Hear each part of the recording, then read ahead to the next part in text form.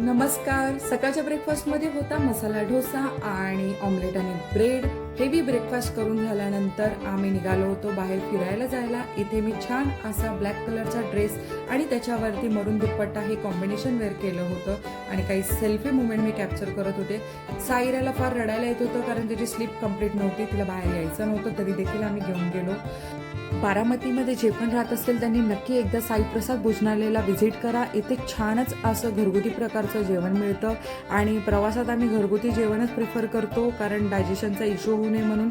इथे आमचे फ्रेंड्स आमच्या स्वागतासाठी आले होते. छान प्रकारचा खरडा, तिळाची चटणी आणि गोड लोणचं असं जेवणामध्ये होतं. 2 प्रकारच्या भाज्या. ते खाऊन झाल्यानंतर आम्ही निघालो आमच्या फ्रेंड्सला भेटायला दुसऱ्या हॉटेलवरती. इथे छानच आमच्या गप्पा रंगल्या होत्या. हसून हसून आमचे गाल आणि पोट हे दोन्ही दुखायला लागलं होतं. संध्याकाळच्या आम्ही ब्रेकफास्टसाठी मागवले होते फ्रेंच फ्राईज साहिराला आणि पनीर टिक्का सँडविच हे माझ्यासाठी होतं.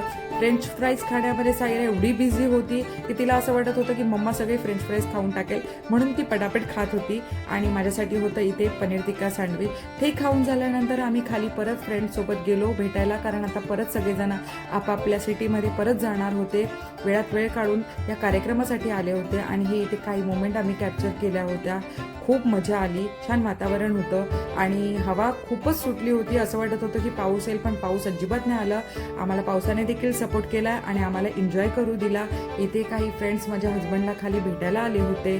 त्याच्यानंतर आम्ही आमच्या फ्रेंडच्या घरी जाऊन त्यांना टाटा बाय बाय केलं आणि त्यांना फ्रेंड्स लोकांनी माझ्या हजबंडला फुल देऊन त्यांना बाय केलं की आलात वेळात वेळ काढून त्याच्यासाठी.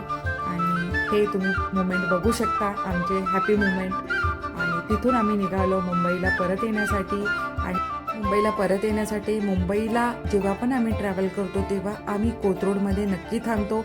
आणि माझ्या मैत्रिणीचं जे हॉटेल आहे हॉटेल ऐश्वर्या व्हेज आणि नॉनव्हेज, त्या हॉटेलला नेहमी आम्ही जेवण करूनच मुंबईला येतो कारण इकडे देखील जेवण फार सुंदर भेटतं.